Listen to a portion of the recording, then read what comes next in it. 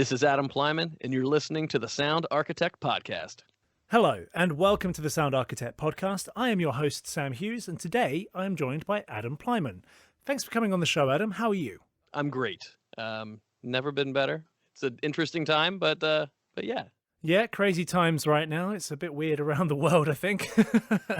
So before we dive into some of your recent projects, I'm really curious, how did your career in sound first begin? So I've always played music. So I've played piano ever since I was little, and my parents got me lessons when I was little, and it's been a major part of kind of who I am.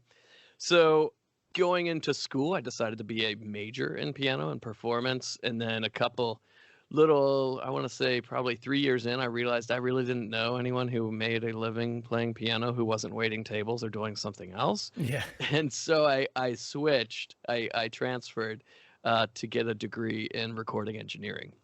So having a music background, as well as then a degree in engineering, it was a lovely, I want to say, I guess, a lovely mashup to have. It's a good set of skills, as Liam Neeson would say. Yeah, so you can, so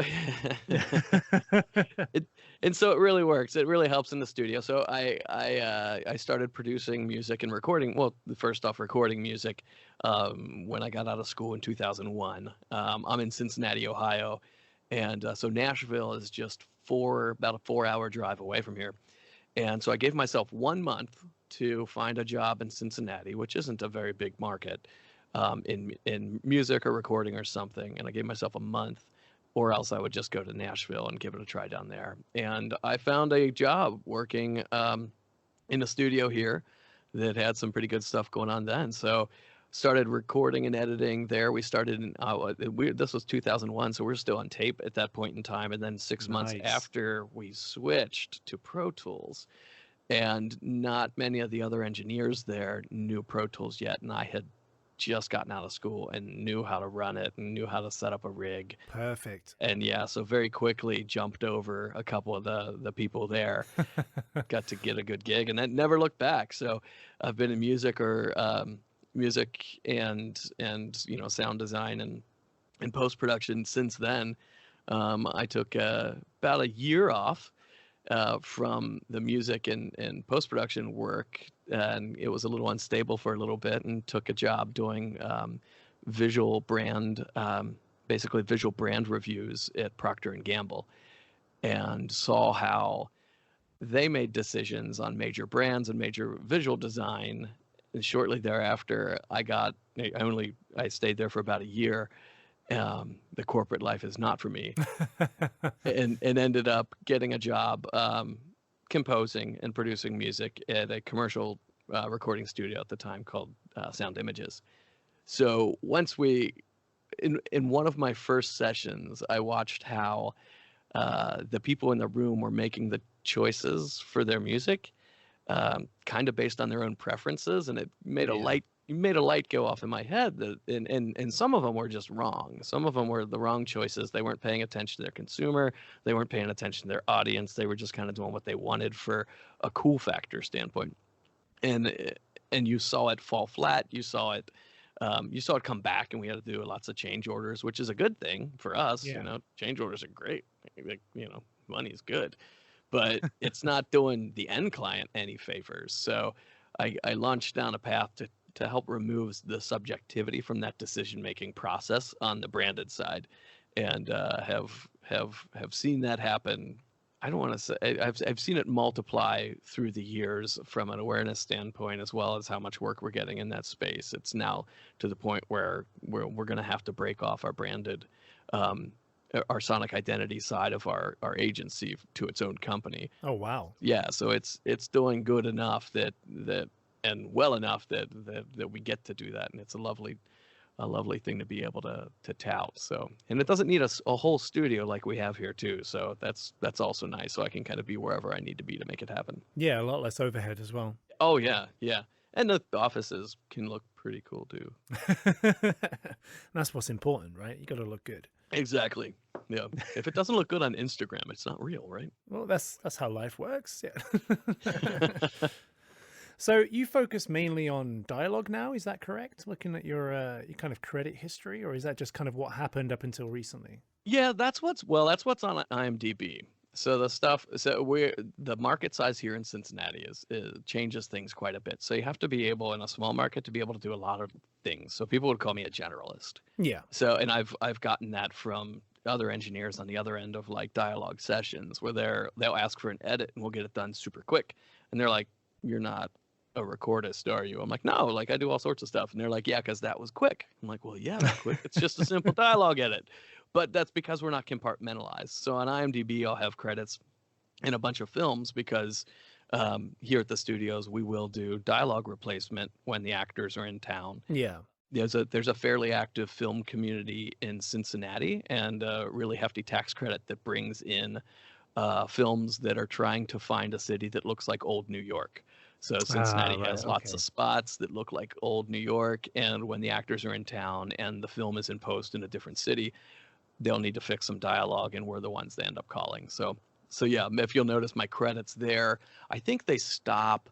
I think they stopped in like 2018. They kind of taper off because I started to give my ADR sessions to another engineer here, Bart, who then picked them up. So yeah, he's had some really awesome ones. I really wish I had that I could have easily swiped from him, but there's enough other stuff going on with the music side of things here that I'm okay not getting. Oh, he had like Arrested Development the other day in here, and oh, there was another one too that I was just jealous of.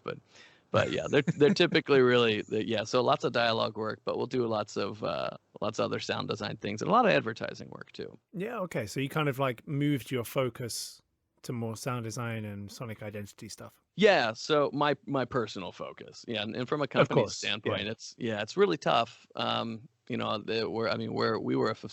are a three studio facility. Our music room has, I can fit a 40-person orchestra in there, and the way music has shifted, you really don't need that as much. You don't need those giant rooms and these big consoles to make really good sounding stuff anymore, Yeah. and it's really so it's we had to carve out our niche and why you would need something like that in a town like this. And all the major markets are a more, dense population area. They definitely would fly. But here it was like, ooh, like what do we do? So we definitely had to pivot and figure out a way to keep the rooms busier, and we're doing all right. That's always good. Yeah, we've tapped into something, and it's something that we all love. So it's still staying in music, and it's still staying in sound design. But it's a different way of thinking of it. Yeah, so I'm curious, what kind of music side of things have you been involved in recently then? So we still work with artists. So they are my passion, and that's where I came from. So we'll still pick up artists. Most recent releases came from Lauren Elise is one, and she's a Mm. soul singer, up and coming for sure. She's involved with a nonprofit called Women in Music, and I may be able to find a link so we can post it. But Women in Music has picked her up, as well as she gets a lot of help from P&G's brand Secret, has kind of put her out there as a strong woman in music. So we did her. And she's got tracks coming out. They're trickling out. She's got a whole record that's coming out that we did a bunch of work on. And the tracks are coming out one at a time over the next few months. Okay, nice. Yeah. So we've got that. Sound design for some products. We're in the midst of the launch of a wearable from the company called Care Predict. It's called the Tempo. It's a motion track. It's basically a motion tracking device for senior care. So the challenge on that was there was no screen. So we got to do all the sound design for the user experience to try to communicate very specific commands and very specific responses, either via Yeah. voice or tones. So without a screen, it was really cool to tackle that. And then musically, let's see, musically, we're in the midst. I know we have some stuff coming out. It's a branded piece for Mother's Day that will be coming out, and I think the spot's got Serena Williams and Oh, cool. yeah, so so she's essentially the voice of the spot. It's for a P&G product, and so it comes out Mother's Day, and our whole staff kind of jumped in on that one. We've got a nice staff of musicians as well, so one of them being an amazing singer. So we essentially made a choir of Mia for this thing, and Oh, yeah, it'll wow. be really cool. Yeah, so we'll be able to share it around once it goes public in May. And then the most recent Sonic Identity is another Procter and Gamble product. So we did so it's their Sonic Identity. So it's their their 5-note phrase, as well as like a branded theme that illustrates their brand character. Mm. And we just wrapped that up for a brand called Opte, which is a beauty care brand that is it's a pretty cool like wand essentially that paints away with like mineral based pigment, paints away blemishes on your face. So Hmm. it's so we just knocked that out, and that will be going. Oh, it might actually be public. It's going to be going public here pretty soon. It might already be out on a couple things, but they didn't do like a full blown out activation for it. So yeah, and that one was in finding the tone and textures that we needed to find for the company or for the brand. We found that like certain things were a little too indie and too human, and certain things were a little too sophisticated. So we created our own instrument for that, and essentially hand muted and processed our piano that we have here in the studio, and mapped that to a synth to create their own individual instrument. So now they can create all sorts of stuff, within the guidelines of the brand, and create a bunch of music themselves if they so need it, or different regions can create different versions of our pieces and on their own instrument. So Nice. That's pretty cool. So when you've got so many projects on the go, I mean, especially with the Sonic Identity stuff, that they're all quite short, all the commercial stuff, right? They're not particularly long. commercial stuff's short. The Sonic Identity stuff's long.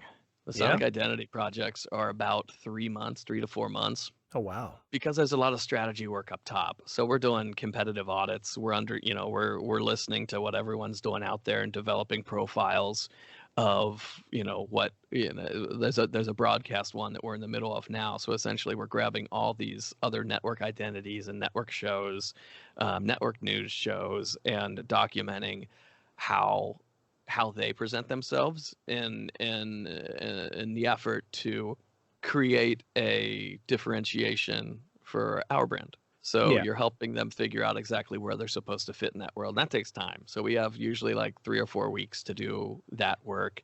We'll have an in-person workshop then to identify what sounds work and don't work for their brands. And then there's a market research component to it as well, where we are looking into the consumers or the viewers or the audience and what their expectations are, and are we hitting the right emotional marks. So all that happens before we even get into writing music or making sounds. So it's for the identity projects, they're nice and long. The advertising projects, some of them are insanely fast. Some of them are, you get a call on a Monday and they want to hear and the finished work will need to be done by Wednesday. So if you don't have a demo that's close, you're writing or subbing out a few of them very quickly on Monday. So they get it in front of them on Tuesday. They make the call. You finish it up to picture on Wednesday. So those go quicker. Yeah, I can imagine. And how do you? I mean, you have so many projects with this sort of unique identity. And obviously, music and sound design is such a versatile area that it's not easy, shall we say, but there is a lot of option there. But how do you make sure that each one sounds unique and not too similar to something you've done before once you get used to a certain pattern, if you know what I mean? Yeah, that's a great question. Me personally, I like to kind of blow up things as much as possible and then involve other people as well. So I don't typically do something the same way twice, even though it might be quicker for me to use a template. Yeah. I like to create sounds from scratch, and I like to use real things as much as possible. And then it's especially if it's me, if I feel, and I always feel like I'm stale, right? I think that's like built in my being. I'm like, oh God, all my, stuff is, too stiff. And And that's healthy. I think that's really healthy to think that, right? To have that mentality of like everything sucks, fix it, Well, because you're constantly iterating. it's healthy to an extent, right? Right, as long as you can get it done and it's still good. Yeah, Yeah, as long as you don't get stuck in it.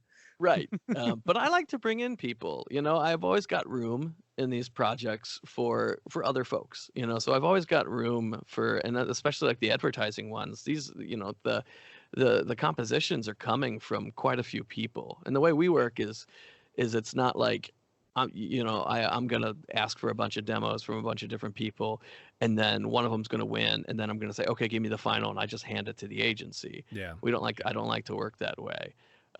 What the way we end up working is I look for demos for for the right person to partner with, and usually the brief will go out that I'll want an original piece back, but here's my guideline, here's where you're at, and here's what I want from you. So I kind of like develop the idea of a piece and then say, this is kind of what we're looking for. That Yeah. or I'll already have the melody, or already have structure, or already have things together and say, hey, I need a cool arrangement or a remix of this. You want to collaborate? And so it's bringing in the right people. So I'm not a ego where I have to be like the one who gets all the credit or anything. Man, the stuff that's the best is when, I mean, we had, what did we do? We did it was a 30-second radio spot where they wanted like an 80s parody song, but they wanted it to be serious, but it had to have the brand name in it. And I'm like, Yeah. first off, that's not going to be serious. That's gonna, No. like, you're gonna sing a brand name as like an 80s trinket. Like, that's not going to be serious. And it worked out really great because I had a producer, like a writer arranger that I knew was really solid in that sort of space. And lyrically, so it's a lyric piece. Lyrically, I've got Mia here, who is amazing with words and lyrics, and basically we all just set forth, and I kind of stepped back and just became creative director at that point and said, let's let the influences of 80s that they gave us weren't, they overlapped. They didn't, well, they didn't overlap very much, so you'd have them saying like this, Every Breath You Take by the Police, and then on the other hand, they'd have a hip hop reference. It's like, no, like the essence of what you're saying is you want something that's iconically 80s, but stylistically you're not making any sense. So we had, rip it apart real quick for them and kind of tear it down to say, here's what we'll do. We'll make one that's like, that's a more new wave sound, one that's more of a punk rock, one that's more of like this, and you'll get the sense of what this can come to life as an 80s song. And the workflow on it ended up being great. So the end workflow is wonderful because now that we've defined the parameters of each piece, my arranger can just sat down and churned out, they're only 30 seconds long, so he churned out in a couple hours a couple great options of one of the directions, put it on the desk of Mia, who's writing the lyrics and copy, who also is, she's a composer as well, so getting the melodies laid on top was no problem, and me kind of bouncing around both times, guiding the thing based on client expectation.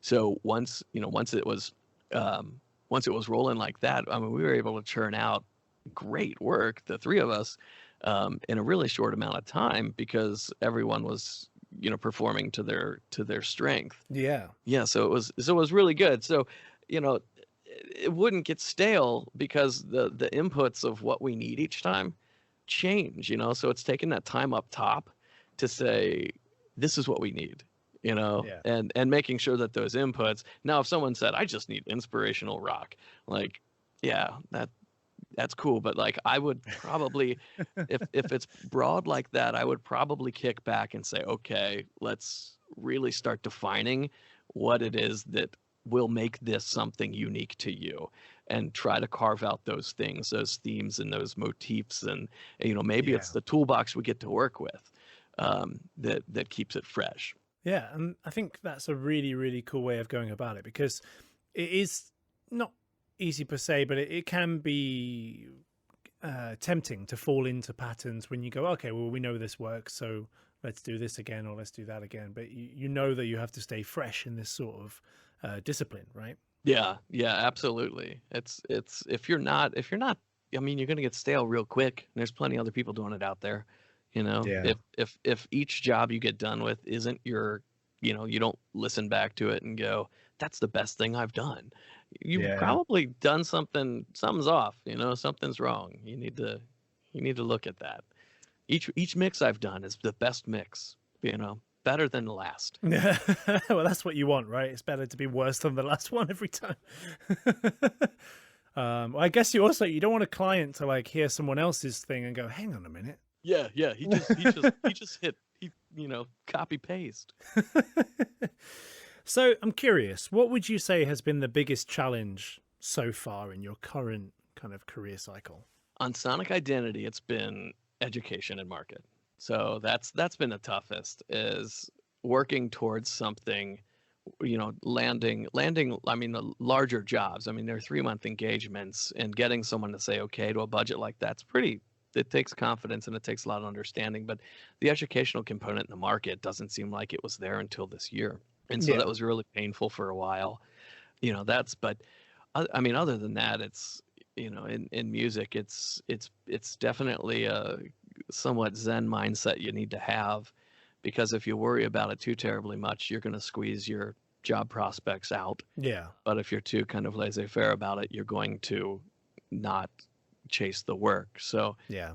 having a good sense of hustle. I like clients that appreciate the hustle. I tend to be pretty assertive when it Yeah. comes to looking for work, getting work, nurturing relationships, and those who appreciate that, it tends to be a really good relationship. And the ones who end up being a little more laid back, I tend to see them not working as often or not Yeah. working as much. So, yeah, I mean, the challenge for me is, I want to say mostly on the educational side, but then it's keeping up with the market. It's changing. Gosh, well, recent days it's been changing daily Yeah. or hourly, but keeping up with where production's going. I mean, especially having a big facility. I say big. I'd call mid-size, like 3 studios and smaller market. I mean, we're the biggest place here, but definitely not the biggest place globally or anything.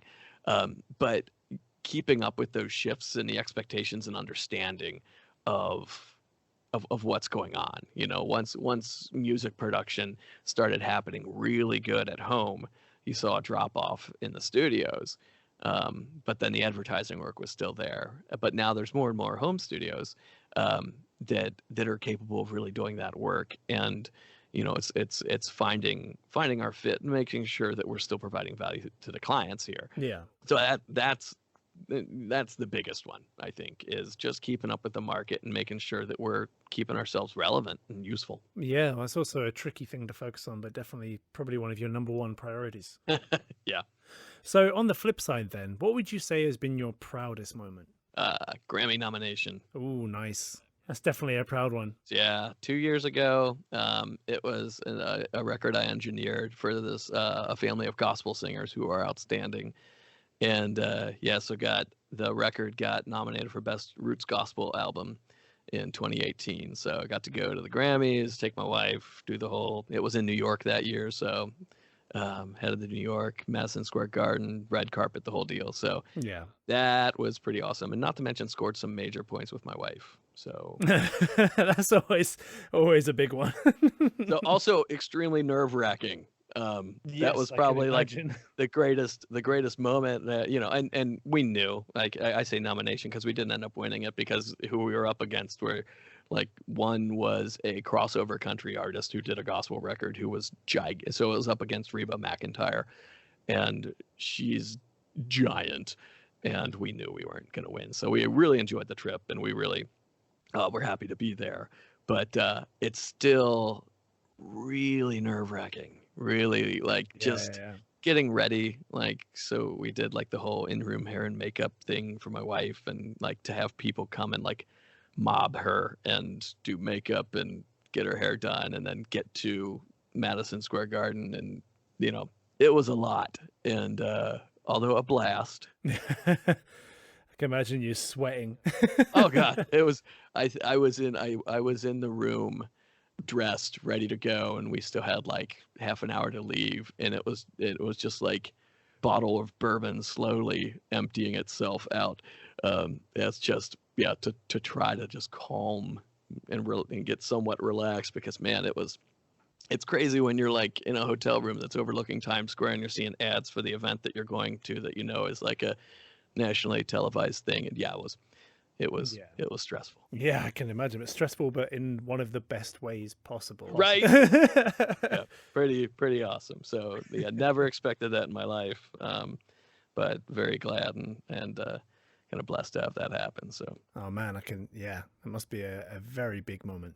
So what about now? What are you up to now, or what lies for you in the future? What can you talk about? well, I can tell you what I know right now, and then the future is it feels upside down. But right now we're in the middle of working on an identity for a broadcast network, which is really awesome.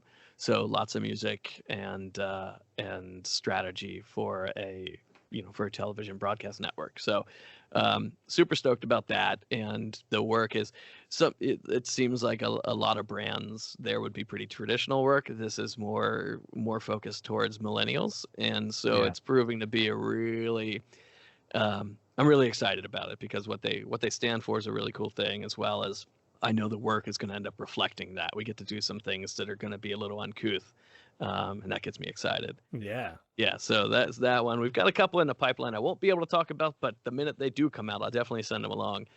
Fingers crossed on a couple of these. There's some really neat opportunities to make some instruments to start for some other brands as well that I'm really hoping to come through. Awesome. Well, I have to say, it's been a very, very interesting episode for me, definitely. It's kind of not an unusual, but it's definitely something a bit different than we talk about usually. You're quite in a unique niche. So it's quite nice to find out about the sonic identity stuff and the music side of things you've been up to. So I have to say, it's been an absolute pleasure, Adam, and thanks for joining me today. Dude, Sam, it's been a blast, man. Thanks for having me on. No worries, and we hope to see you again in the near future. Yeah, I'll keep in touch.